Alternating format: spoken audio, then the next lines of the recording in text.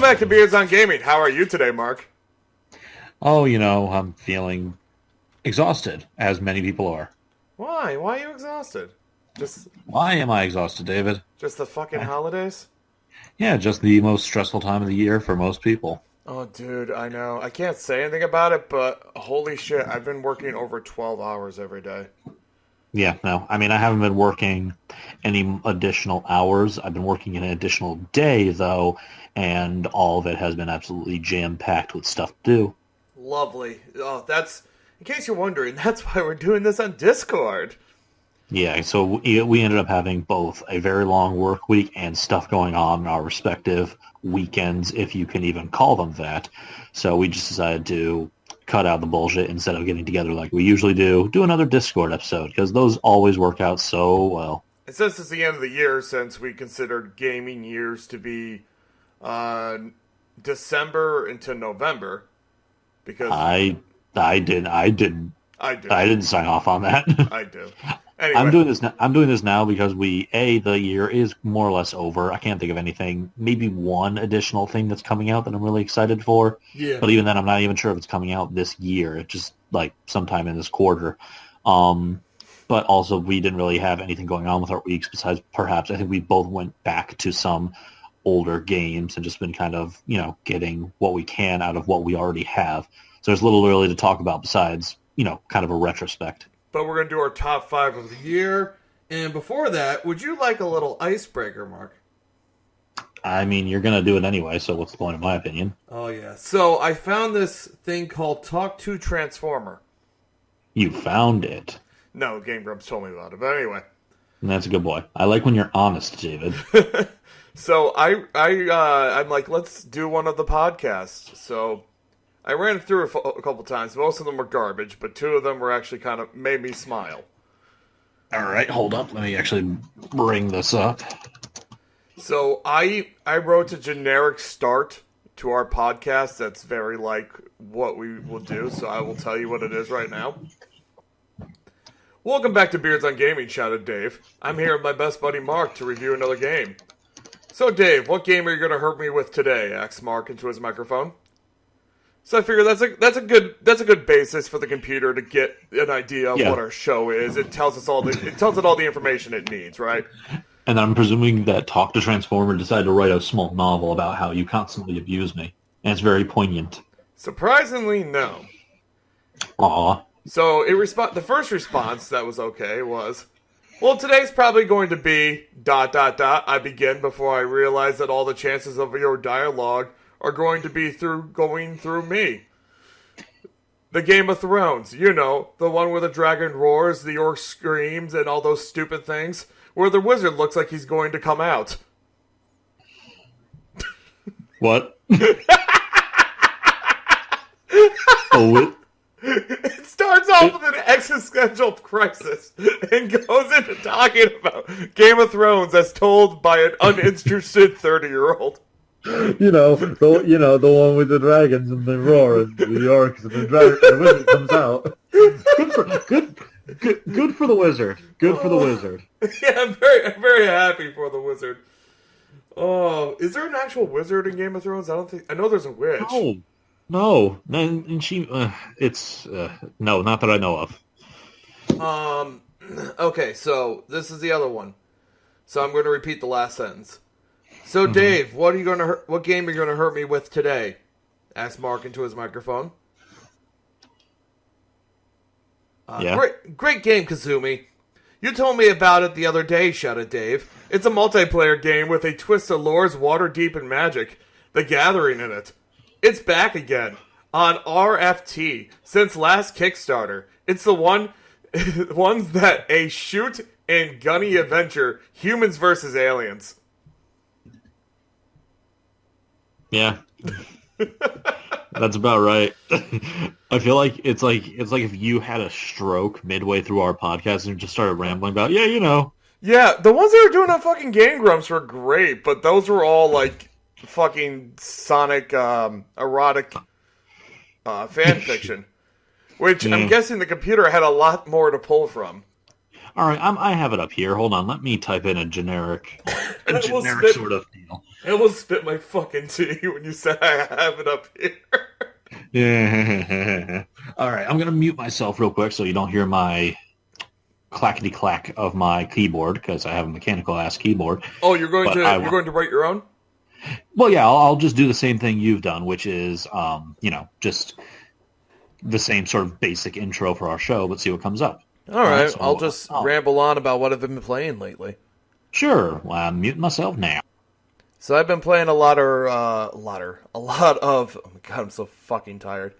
Witcher 3. I've been playing a bit of that. I decided to give it a try because I've always been too afraid since I never played the first two. But really, just what happens was a lot of people came up to me and said they knew me.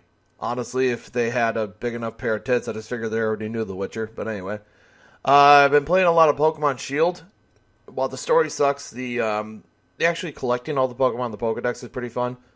Me and my buddies at my job are really getting into Duel Links again, so we've been going hardcore at it every single break. And yeah, that's pretty much it. In the few hours I have between work and sleep, it's been a really fucked up week for me. Oh, wow, this soundboard needs more characters. How you doing, Mark? I ran out of things to talk about already. All right, I'm back. You really cannot carry this for very long, can you? No, I'm gonna have to edit the shit out of this. Great. All right. No, it's okay. All right, so I have just typed in a basic thing for Talk to Transformer.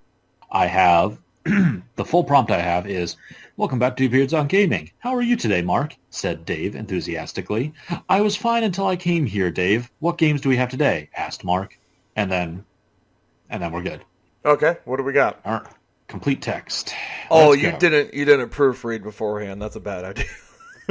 Oh, what? You didn't proofread it beforehand. That's a very bad idea. What do you mean? I just did. Oh, you already generated it? Oh, I mean the proofread, the generated one, to make sure we weren't in erotic fan fiction. Oh, no, this is fine. No, yeah, we're good. Damn it. Welcome back to Beards on Gaming. How are you today, Mark? said Dave enthusiastically. "I was fine until I came here, Dave. What games do we have today?" asked Mark. "Games, of course," replied Dave. "Welcome to Beards on Gaming. Remember to have a pleasant day." All right, so let's not waste any more time. Let's go get your food, Mark. The students were laughing all the way to the big restaurant, and it was off to Mark's post. What the fuck? I feel like I gotta give him more. Or less. No, it was perfect. It's a perfect beginning, middle, and end. I was enthralled throughout the whole thing. To be fair, going to get my food is kind of on brand. No, it was perfect. Like, besides the students, I mean, it was 110%. Dave, we are the students. All right, so should we go into the list now? Yeah, now that we've wasted so much time. Fuck, we only wasted 10 minutes. Let's go. Go for it, yeah. All right, so can you give me a drum roll? First up on our top 10 list is number 5. Did you just read your own joke about the name again? No, I just said first up on our top 10 list, number 5. Oh, okay, I didn't even see it. I'm so fucking tired. Oh. First up on our top... First on our top 5 list is apparently Kingdom Hearts 3. Oh! Welcome, yay. children. Goofy special ingredients. Yeah, I would have preferred Donald's special ingredients. Oh, whatever. Donald's the one I associate with. Sora! I can't do a Donald, though, so I'm not going to try. We made, 2 episodes of Kingdom Hearts 3 and I think 3 episodes of Fire Emblem this year. Yeah, that sounds about right. Which astounds me. Like, I don't think besides Red Dead, obviously, I don't think we ever did that for anything. Now, I want to clarify that this list is kind of is not our individual list. It's more of we've amalgamated both games that we have both liked and enjoyed into a single list. Yes, infuse them. So I think you liked Kingdom Hearts 3 much more than I did, but it was one of the few games this year that we both genuinely enjoyed. Yeah, the gameplay for it, as we said in our episode, was like inhaling sugar. Yeah, it's fun. It was great. The combinations with the Keyblade and the magic attacks were really fun to pull off, and the enemies could be challenging, and they could hit you just as hard as you hit them. However, the game played itself half the time, and the story shit itself at the end, which is why it's so low on the list. Yeah, I mean, it would not have if it was. This was my personal list. Even if it was like my top 10 list, I don't. It definitely would not have made my top 5. It may or may not have made my top 10 this year. But overall, yeah, between games that you and I both enjoyed, I think we can both agree that when we picked up and actually played this game, we did have fun despite ourselves. It was 20. I think it was like 20 or 25 hours of like it was just like 25 hours of fun for me, and like I was enjoying every second of it until it was over, and then I hated it.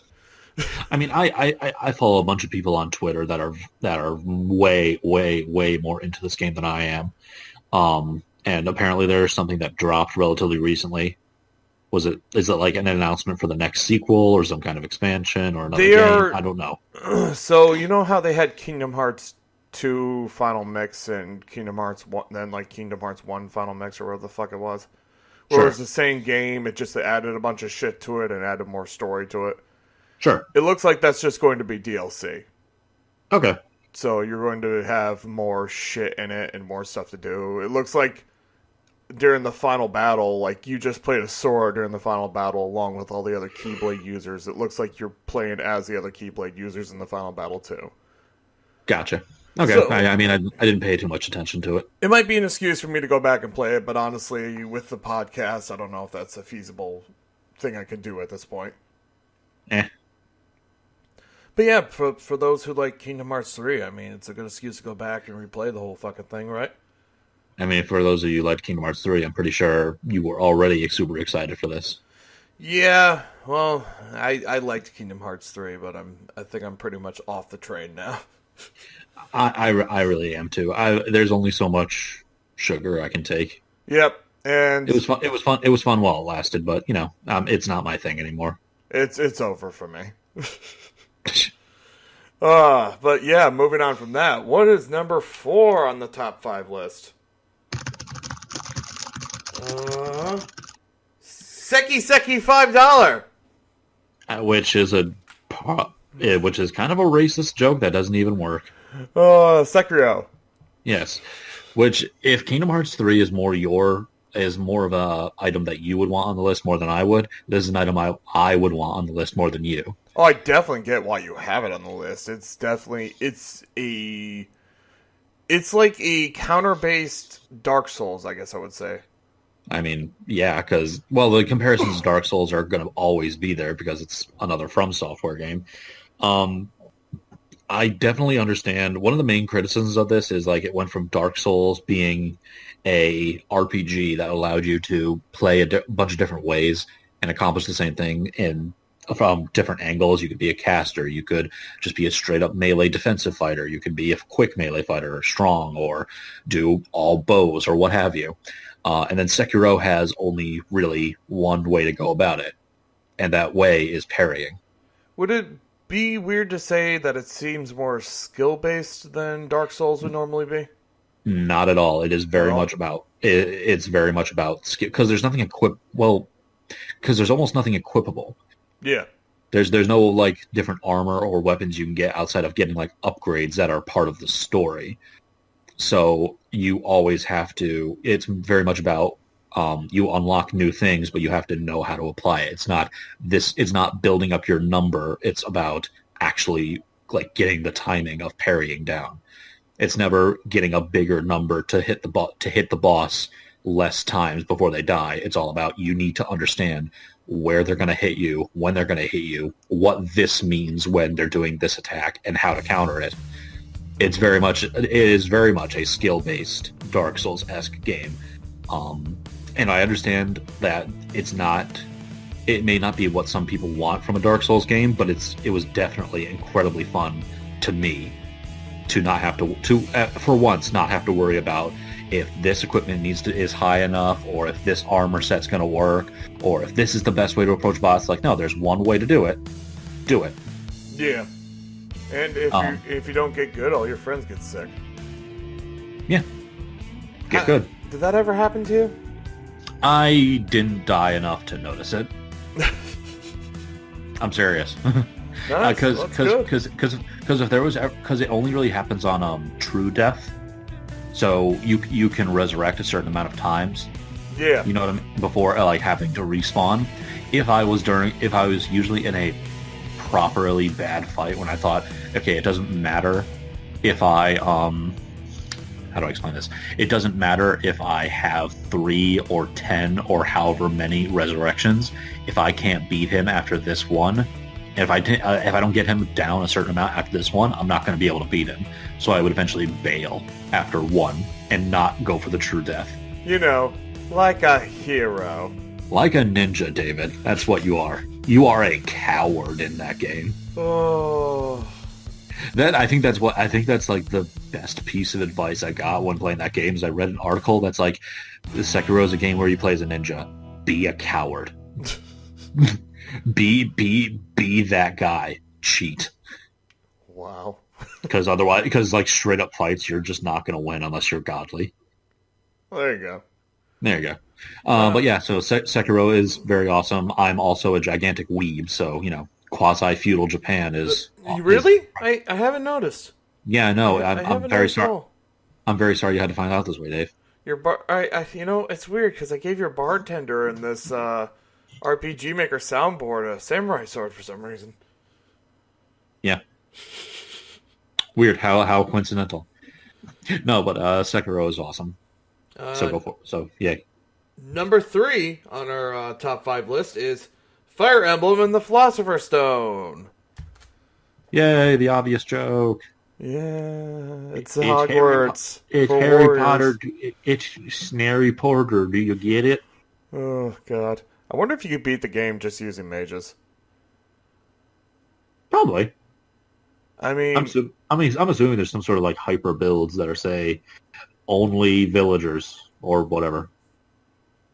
I mean, I wonder how hard it would be to just make mages and just do the entire thing like as an actual fucking Hogwarts.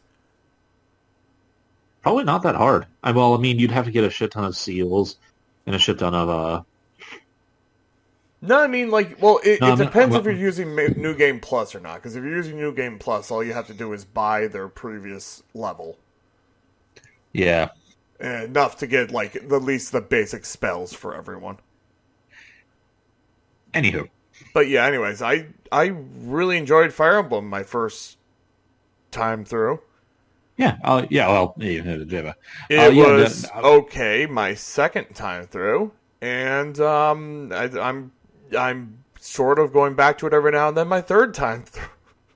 Yeah, it's definitely one of those things where I was kind of worried about screwing up the first playthrough or not doing the right choices, but I kind of swiftly got over that and just kind of learned to enjoy it as we went on. There was less at stake after my first playthrough. I'm like, okay, I saw the one way this goes. I really don't care. That's my canon one. I don't care how this other one goes. So once I got into a certain mindset, it became much easier to just let things rock as they were rather than try to be too concerned about letting it go perfectly. I find I have more fun with it if I'm not trying to be Mr. Perfect. Yeah, that's my issue. If I'm trying to be perfect and I'm spending forever in that fucking school, then it becomes a drag for me. But if I'm just basically throwing things by the wayside and going into things either just the right level or under-leveled, it's so much more fun. Because it's very easy to just turn yourself into a mage and walk into the center of a room. Which is what I did for Dimitri's Path, believe it or not, because they had a bunch of people that one-hit kill everyone. So I just moved my then Grimoire Bailiff into the center of the fucking room and had her murder the entire fucking army. And I kind of see what you're talking about when you're thinking of mages as being overpowered. I usually just think of them as there. as another part of my army, but I can see how someone who builds entirely around that can absolutely wreck.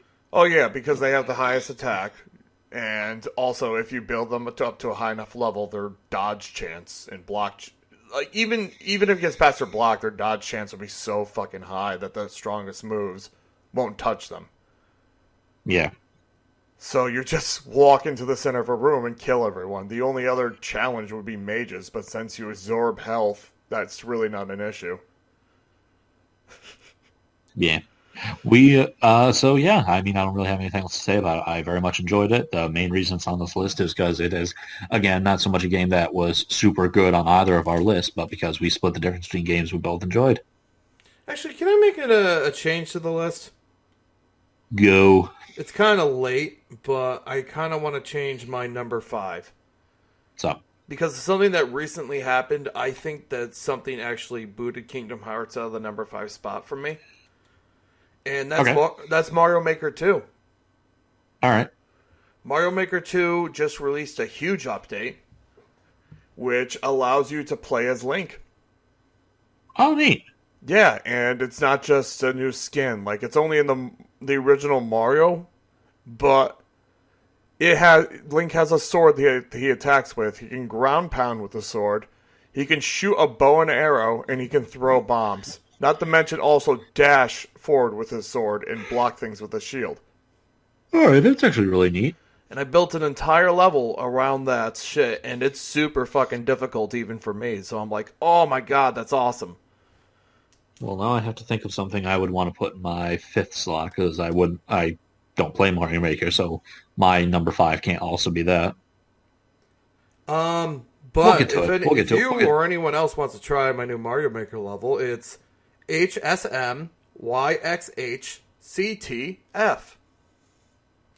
Enjoy. This is the weirdest way Nintendo has done this. Yeah, I know, right? So, like, a bunch of people I know are getting Switches. So I sent them 3 separate codes, and I'm like, there should have been an easier way to do this. Yeah, seriously. I'm like, this is my Switch code. This is my Pokemon code. And this is my Mario Maker code. Write this down. It'll be on the test.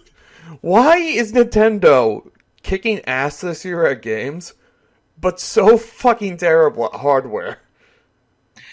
Because they've been coasting on an audience not even hardware, internet shit. Just like because they've been coasting for years and years on an infrastructure entirely based in metropolitan Japanese cities, where internet strength is a non-issue. I just don't fucking get it. Like, as much as I love Pokemon, the internet makes it unbearable for in-game content. Either it's working or you're fucked. Yeah. And I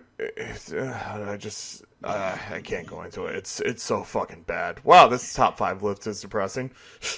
Yeah, what the hell are you talking about?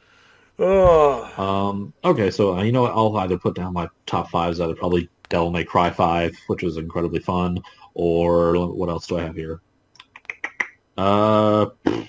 Disco Elysium.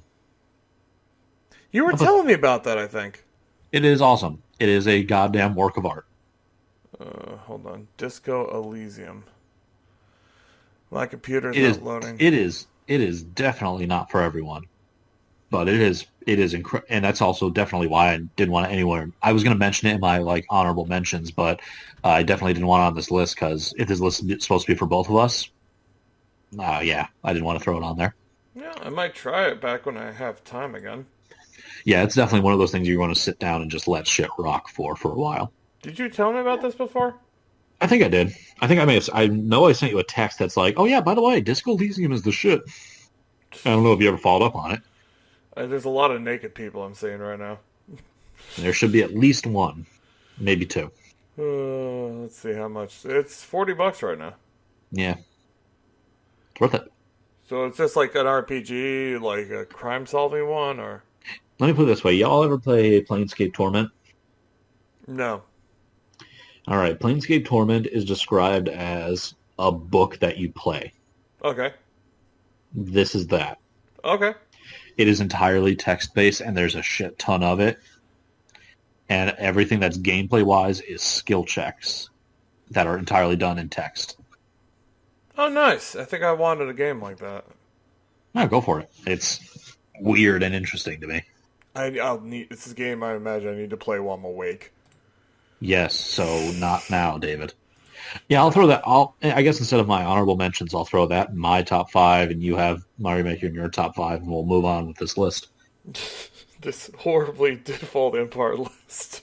Yeah, because this is like we try to make this like a list that reflects both of our opinions throughout the years, but ultimately what we felt about games is very different. And also, this year was a great year for movies, but not for, like, I don't know. I just feel like it's and I will disagree with that. I know. Not in the movie end. I gave you a bunch of examples of games that I like, but you just would not care for. Yeah, I guess so. I guess just for me, I just wasn't happy with games this year.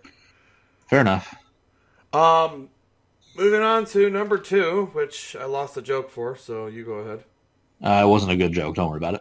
The World! That's Outer. Yeah. Outer World. Hi, Outer Worlds. Obsidian's Redemption. No, not Redemption. That Resurgence. Fallout's Redemption? No. Fallout is condemned, sir. Oh, god damn. Obsidian's Resurgence into the, hey guys, you know how Bethesda has essentially cornered the market on this exact kind of first-person shooter RPG with tons of dialogue? Well, let us give it a shot and prove why we don't need Bethesda anymore. So how far did you get into it? I beat it. You beat it? How was it? Yeah. It was very good. Really good. Nice. It gets a bit too easy towards the end. You essentially, even without trying, become super overpowered and essentially mow down shit as you go. Especially if you're like me and you wanted to make a complete nerd character and buffed science to maximum pretty early. Okay. Which lets you upgrade weapons for almost nothing. Nice. Eventually, so how do I describe this? As you upgrade weapons, lower tier weapons become prohibitively expensive to upgrade to higher levels. So which forces you to actually switch them out instead of just always upgrading the old weapons you have, except with the science skill, which reduces the cost by like 90%. So we had a bet on this. Yeah. Do you remember our bet? Vaguely, and I remember I kind of lost. Did you lose? What was the exact wording of the bet? Do you remember? Oh, no, we're going to do this by exact wording, huh? No, because I'm pretty sure I lost, because it ended up just not being what I thought it was. So, you bet that... We bet, like, which one of our endings would be better for everyone. Well, in one specific choice. Whether or not on you the first left... world. On the first world, if you left the Saltine factory the way it was and left the guy in charge of it... The Saltine factory. Wait, what are they called? Salt tuna, so it's fish. Salt tuna, thank you. The Saltuna factory. We make crackers. Yes. Is the way it was and left the person in charge of it running it.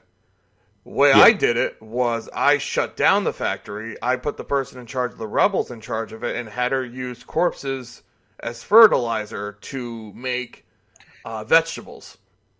So, and now here's where it kind of goes, because the proper ending of Outer Worlds as a whole, I'm only assuming affects whether the ending on that planet is good or bad, depending on who you support then and who you support ultimately. Okay.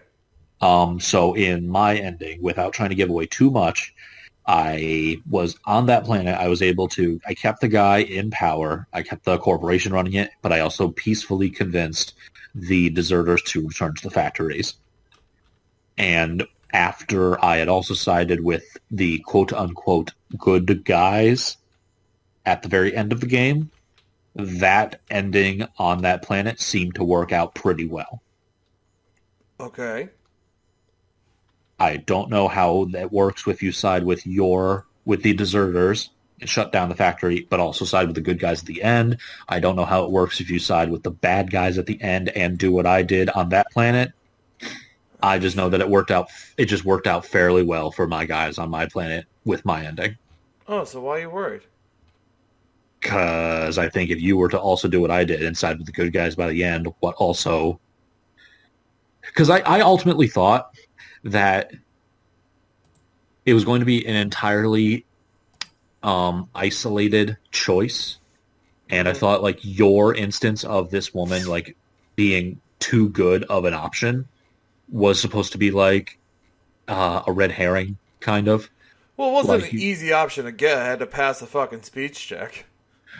so, like, shit goes down. It's like you end it with, like, I think this is going to be tough, or I think we're going to survive. I think everything's going to be good. I think you've ultimately made the right decision. Then you play through the game and get to the epilogue, and it's like, oh yeah, everyone in Edgewater died because of your actions. Good job.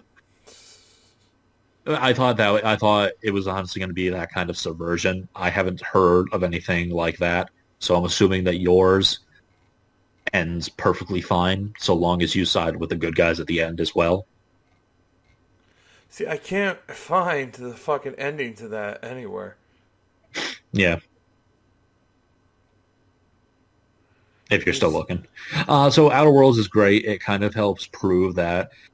So Bethesda, like I said, Bethesda kind of had a quasi, not really monopoly on free roaming first person RPGs of this vein. And they've kind of been getting shittier and shittier since people realize that, and since they realize they don't really have to try because people will constantly buy them. And Obsidian just decided to come forth and say, hey, we can do this too. You don't own this idea, and we made your best Fallout game. So how about we just try and make this again? Yeah. All right, hold on. I'm going to try one more time to get this fucking bet settled. And if I don't get it, I think we're just going to have to call it a draw. I'm pretty sure I owe you $10. It's fine. I'm sure all things else normal, your ending ends up better. Yeah, because they're growing fucking vegetables other than fucking saltuna. Well, to be fair, I think that also happens in my ending regardless. What does he do? Oh, Jesus Christ. This doesn't fucking tell me anything. That's fine. We'll figure it out on our own later. I wanted an absolute winner, Mark. I can't take this. I guess you won shit. I will concede. I think you won. Damn it. I wanted some actual, like, definitive bullshit to read. Not this. Outer Worlds is good. Oh, God damn it. Go play Outer Worlds. It's fun. Makes you want to fucking beat out of spite.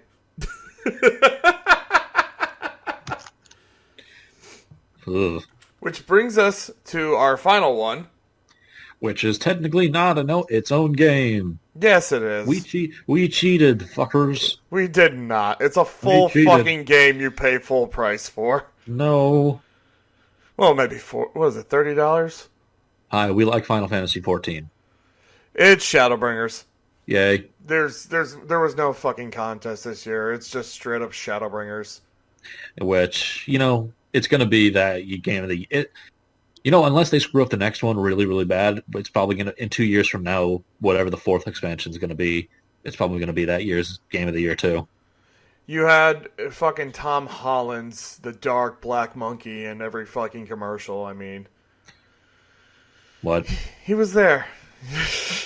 What the hell did you just say? Oh, you didn't see that commercial? I'm going to be the Warrior of Darkness. Oh, no, I didn't watch that. I heard it was cringy. Oh, it's super fucking cringy, and they weren't even holding the controllers right. Is it upside down? No, they weren't holding L2 and R2. So I knew they didn't know they never touched the fucking game. Okay, that's fair. They're just tapping the buttons like a-holes. No, okay, I really do find that annoying. It's like, guys, you don't pretend you play. We get it. Different strokes, different folks. I gotta be the Warrior of Darkness. Apparently, it's a game, dude. Though apparently Lance Reddick does actually play Destiny, which is fun. Okay. Did you ever watch The Wire or Fringe? Nope. No, neither of those. Nope. Yeah, never mind. And I'm not going to at this point. I'm not going to do much of anything at this point. But watch The Wire for me. I might. I will sit down with you once I have fucking time. Absolutely. Seriously, I will set aside a weekend and we'll just watch the goddamn Wire. But back to Shadowbringers. No. We talked about it enough, Dave. Yeah, No, I'm serious. I honestly would say it's like, yeah, it's Shadowbringers. Okay, good night, everyone. Because hon- we have talked about it at length both before and after it came out. honestly, Um, it was super fun for me, and I actually felt an emotion at the end of it, which is very rare for me lately. I think I did see a thing that was you know that whole mom, can we blank? And it's like we have blank at home. Yes, And it's like, Mom, can we have good villain? And it's fucking Emmett Selch. And it's like, we have good villain at home, and it's fucking Xenos. Xenos. And it's like, oh yeah, because we're gonna be stuck with him again. He's so goddamn My boring. biggest complaint about Shadowbringers is the fact that you don't spend enough time with Emmett Sulk, excuse me. But I think if that's my only complaint, it's a good complaint to have. The fact that I wanted more. Yeah, I want to hang out more. I want to know your philosophy. I Because hope that you are. the I hope that you, more and more you dig up about him, the more and more you dig up about yourself, and the more it makes the ending sad. yeah, it really does. It's like, and it is one of those. It is an excellent balance for a villain, which is, I completely agree with you. You got a real raw deal, dude. I still really can't let you do what you're gonna do. If I were, you get to the point where, like, if I were you, I'd probably do the same thing. But I'm not. I'm not but you, and I yeah. can't. Yeah, no, it isn't. That is an excellent. If you feel that way about a villain, that is an excellent. That is an excellent villain. Oh, And so yeah, and it you know took what? it took You know the what? lackluster plot with the horrible fucking villain of La Habrea and made them actually like It makes it makes shittier villains better by retrospect. Just by osmosis. Yeah, yeah.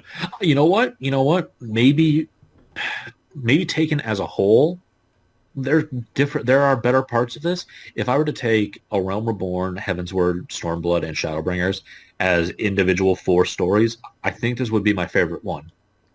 Oh yeah, but this story weirdly doesn't have the same emotional impact unless it's the fucking ending of the first 3 that came before it. Hmm. You know? I say it. But a lot of people, no one cares about spoilers, right? No, go for it. People has either played this or never going to. The biggest thing about it is the fact that you get a strong impression that he was your friend in a past life. Kind of, yeah. I do. Throughout the entire, I think we're definitely going to be expanded upon more of who exactly our equivalent was.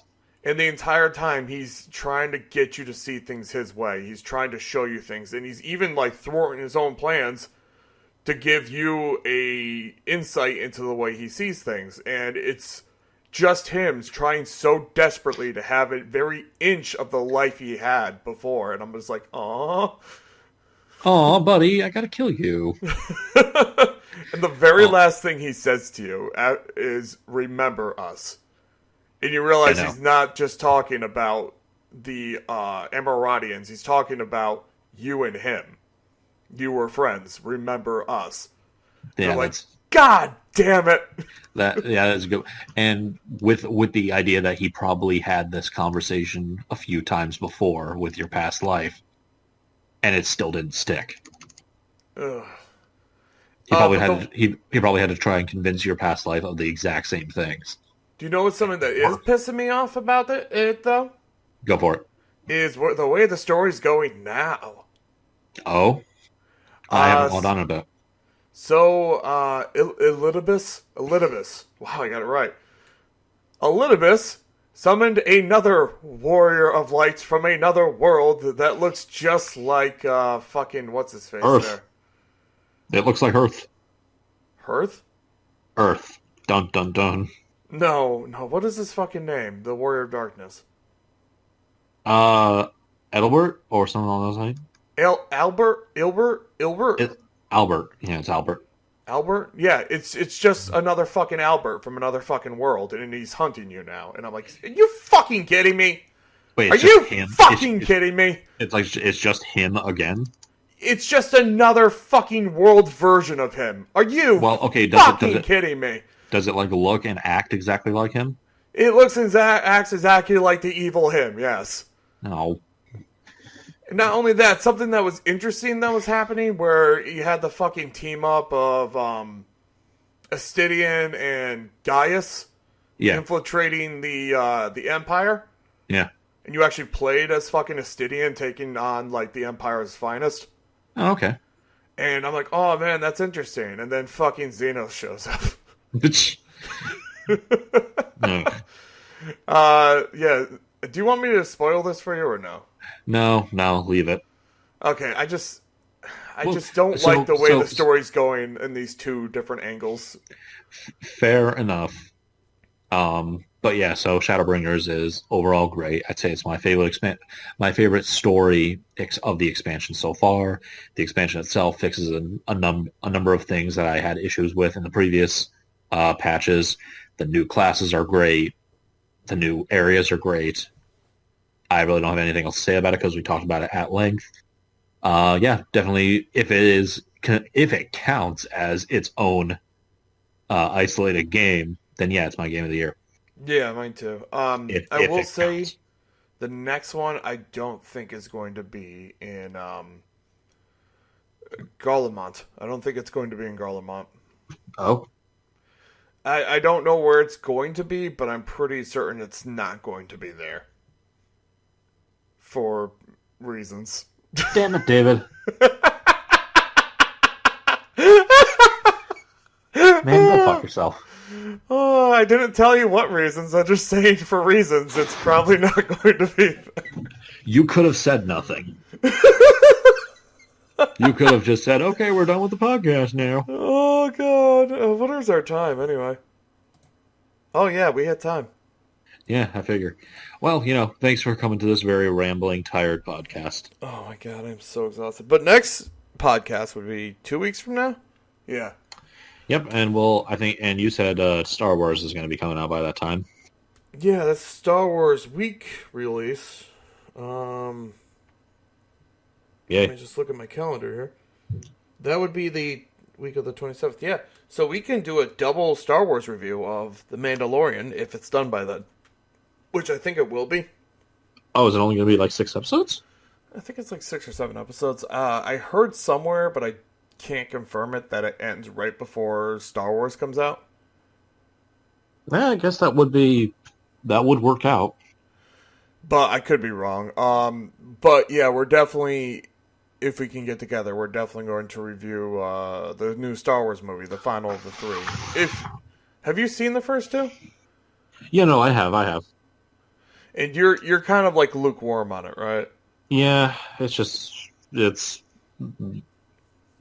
Star Wars.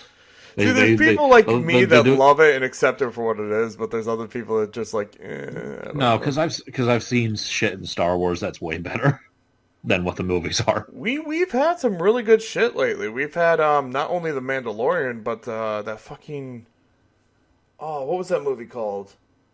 The one with the rebels. Rogue One. Rogue One. We had Rogue One. That was astounding. Rogue One's good. Yeah. Yeah. So I mean, like all these things that don't have to do with fucking Jedi and Sith are actually really fucking good. I really like, I think I've mentioned this before, of people in Knights of the Old Republic 2 being really cynical about the Jedi and the Sith and this whole war of space wizards. and how there's a character you will talk to in KOTOR 2 who talks about the conflict in KOTOR 1 that took place between the Jedi and the Sith, and they call it the Jedi Civil War, where a bunch of different Jedi picked up their lightsabers and decided to fight and drag everyone into a war. Your character can point out correctly that it wasn't the Jedi versus each other, it was the Jedi versus the Sith, to which the response is, dude, people don't care. People don't care who does what. You're all a bunch of space wizards with laser swords fighting each other, and everyone else gets caught in the crossfire.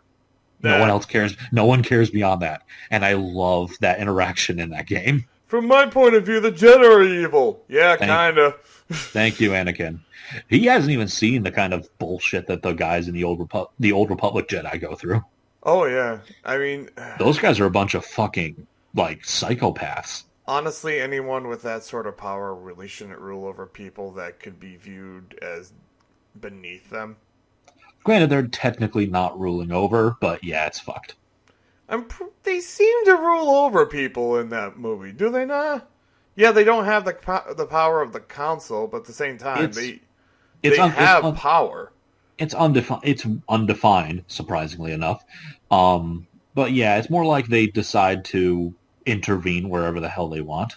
Yeah, they fucking like purchase an army for themselves, do they not?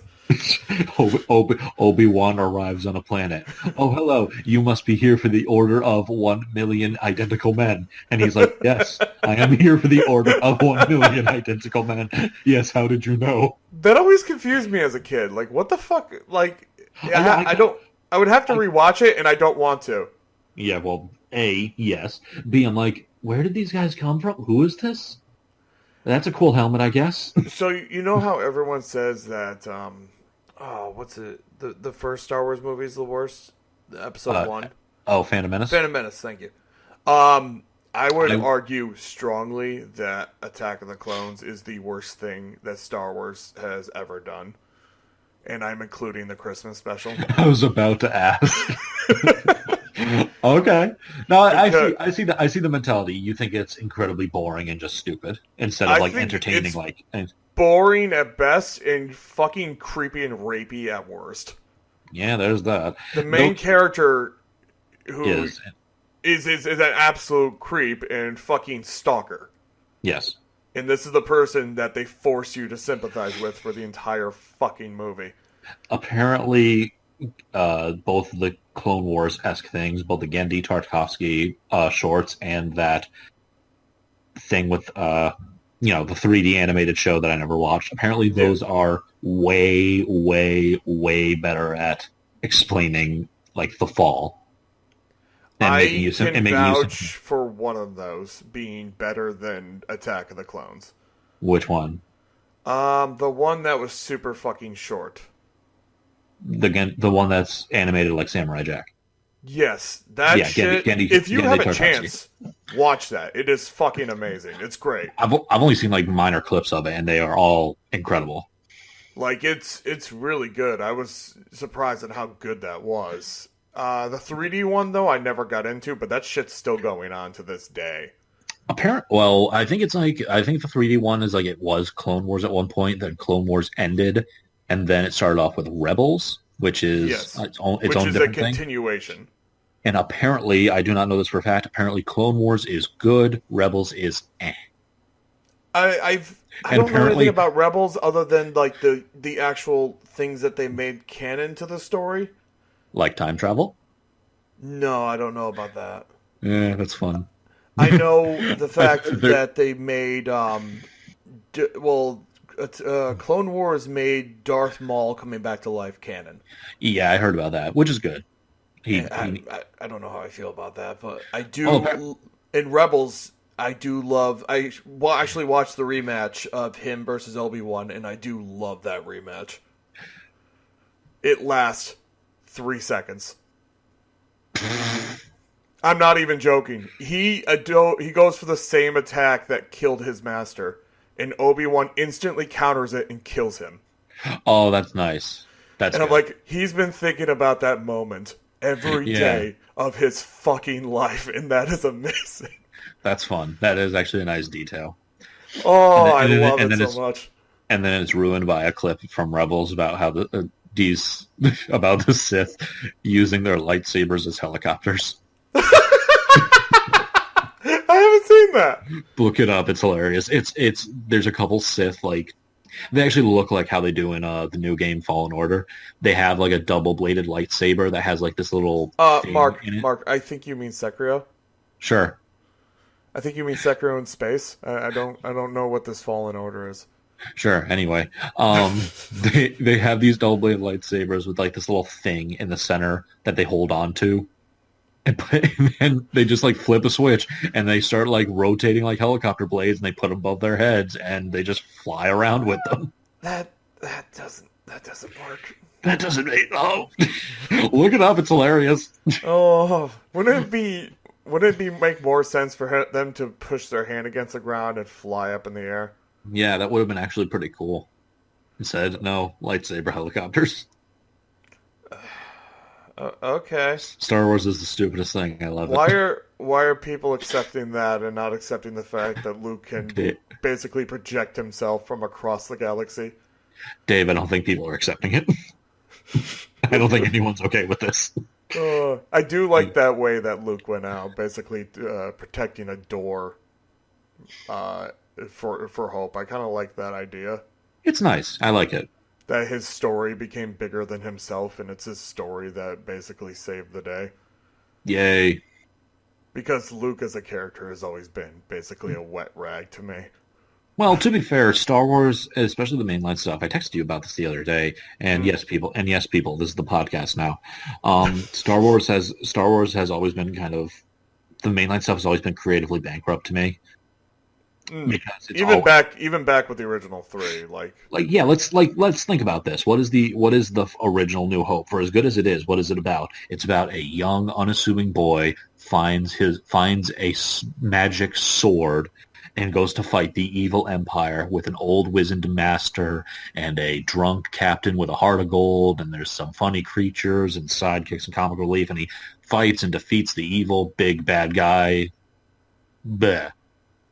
The second one is basically just a bunch of talks at a sky world while Luke talks to a gremlin in a swamp, and nothing really happens until the end. Yeah. No, it is. I mean, every part of the original trilogy is just a stereotypical hero's journey. It just happens to has set dressing of really interesting stuff that turned into something greater. The third one spends its first 3/4 of the movie talking with Muppets until the robot becomes their god, and then they actually do something. Did you know that kind of music that those guys in the cantina play is called jizz? Yes, I did. I told Kristen that in Disney World. And she didn't believe it, I assume. We were going through it, and I'm like, oh my god, it's a jizz flute.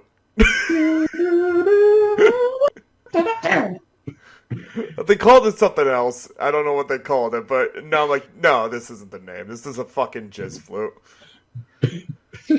I like to imagine those aliens are just built to play music. I don't see them anywhere else. Oh god damn it. Dad, I want to be like a banker. Guess what planet?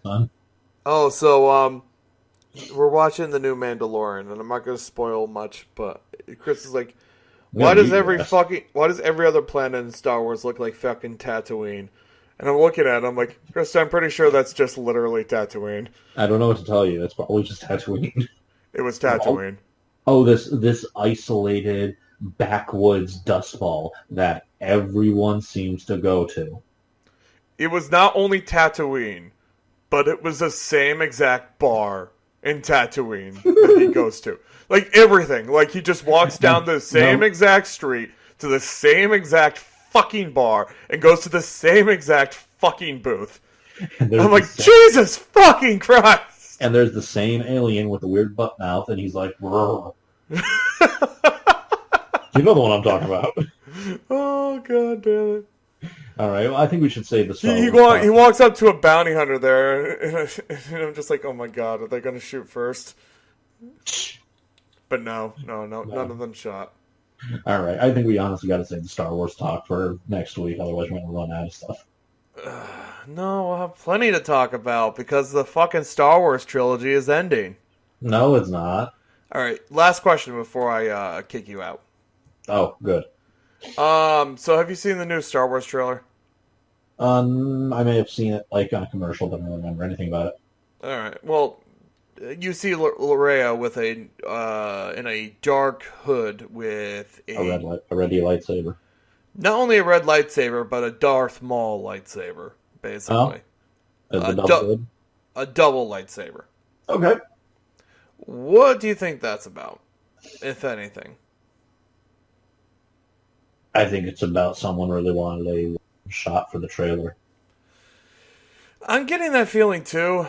There's probably something like, oh, she's disguising herself as a Sith to get through, and she found a Herpenter, and it's probably going to be something really mundane. But I was actually excited I've been excited for the movie since the last one ended, all the way up to the point where I saw that exact moment in the trailer, and then I'm just like, oh, they're doing this. They're really stretching.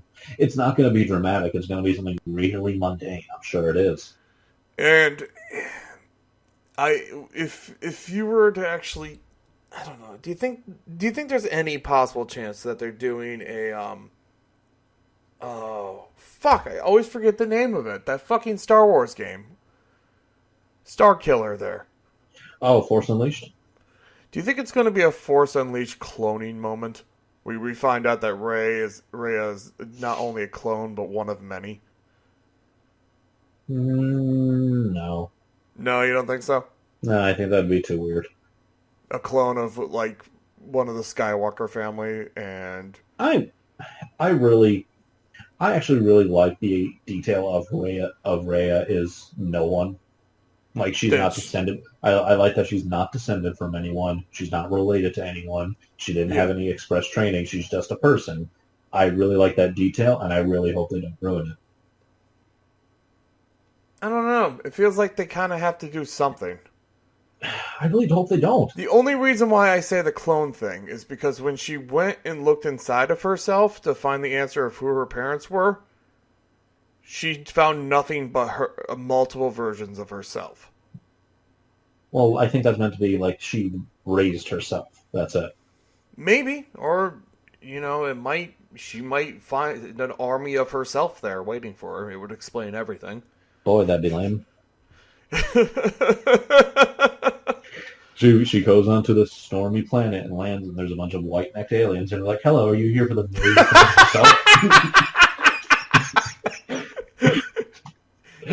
Yes. Yes, that is why I'm here. I'm here for the million. I get to go myself. We have an army. So do we! All right. So you're telling me you found this entire army under your old mentor's name? Yes. Do you think it's a trap? No, I think we're good. No, we're good. Yeah, that's fine. Well, we do need an army at this exact moment.